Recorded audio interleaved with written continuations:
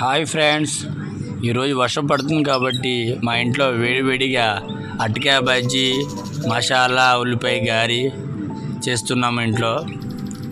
ఈరోజు మీకోసం వీడియో చూపించడం కోసం ఈరోజు అరటికాయ బజ్జీ చేస్తున్నాం. మీ వీడియో ఈరోజు చూపిస్తాం.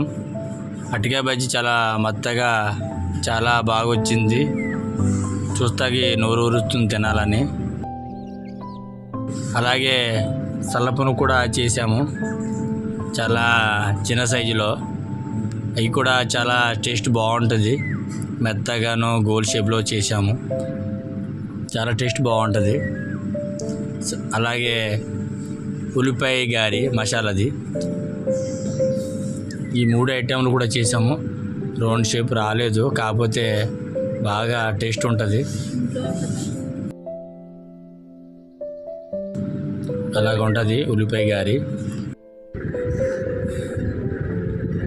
మైదా పిండితో చేసిన బజ్జీలు చూడండి, చిన్న గోల్ షేప్లో వేసుకోవాలా.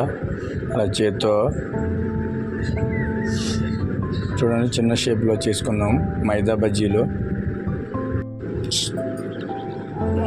అలాగే మైదా పిండితో కొద్దిగా చిన్న షేప్లో మన అలాగా చేసుకుంటే చక్కగా ఉంటాయి. అది ఏం చేయాలంటే మైదా పిండి రేపు అనగా తయారు చేసుకోవాలన్నప్పుడు రాత్రి కలుపుకొని మైదా పిండి కొద్దిగా పెరిగేసుకొని పెట్టుకుంటే మరి రేపటికి బాగుంటుంది.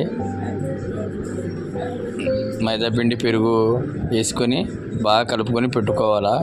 తర్వాత మనం మధ్యాహ్నం కానీ లేకపోతే 2 కానీ ఇలా చేసుకుంటే పిండి బాగా ఇది మనకి చెక్క షేప్లో వస్తుంది, రౌండ్ షేప్లో. అలాగే చిన్న సైజులో చేసుకుంటే మైదా పిండి చూడండి, ఇప్పుడు ఆ గిన్నెలో ఉన్న పిండి ఎలా ఉంది ఆ టైప్లో చక్కగా పెట్టుకుంటే సరిపోద్ది. చూడండి, చక్కగా కనపడుతున్నాయి కదా. మనం బయట తినే తిండి కన్నా ఇలాంటి సన్నపులు ఇంట్లో చేసుకుంటే చాలా చక్కగా ఉంటాయి, చాలా టేస్టీగా ఉంటాయి. మన ఆరోగ్యం కూడా మంచిదే బయట ఫుడ్ కన్నా. చూడండి, చాలా చక్కగా పడుతున్నాయి కదా. అలా కూడా మీరు కూడా ఇది చూసి మీరు కూడా ట్రై చేయండి, చాలా టేస్ట్గా ఉంటాయి.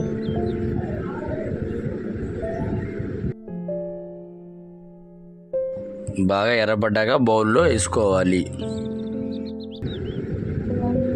అలాగే ఇప్పుడు చక్కగా సల్లపునుగులు మనకు కంప్లీట్ అయిపోయింది. చూడండి, కంప్లీట్ అయిపోయిన సల్లపునుగులు బాగున్నాయి కదా. మీకు కూడా తినాలనిపిస్తుందా? లేట్ ఎందుకు, మీరు కూడా ఒకసారి ట్రై చేయండి, టేస్ట్ చూడండి. చూడండి, చాలా మెత్తగా ఉంది, మనకి చాలా సున్నితంగా కనపడుతుంది.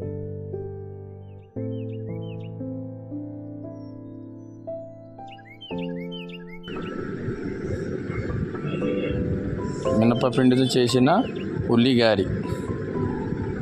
ఇప్పుడు అది ఉల్లిపాయ మినపపిండి బాగా కలుపుకొని అలాగా ఒక చేత్తో కవర్ తీసుకొని దానికి ముద్దలా పెట్టుకుంటే, అలా నొక్కి చిన్న హోల్ పెట్టుకుంటే మన గారి ఆకారంలో కనపడతాయి.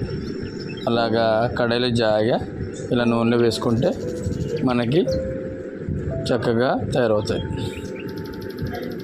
చూడండి, అలా హోల్ పెట్టుకొని అలాగా కడాయిలో వేసుకోవాలా, అంతే. ఇదే మినపపిండి ఉల్లిగారి అంటారు. ఏమి లేదు, మినపపిండికి ఉల్లిపాయ, కొత్తిమీర, పచ్చిమిరపి, కరివేపాకు, మినపపిండి కలుపుకొని పెట్టుకుంటే సరిపోద్ది.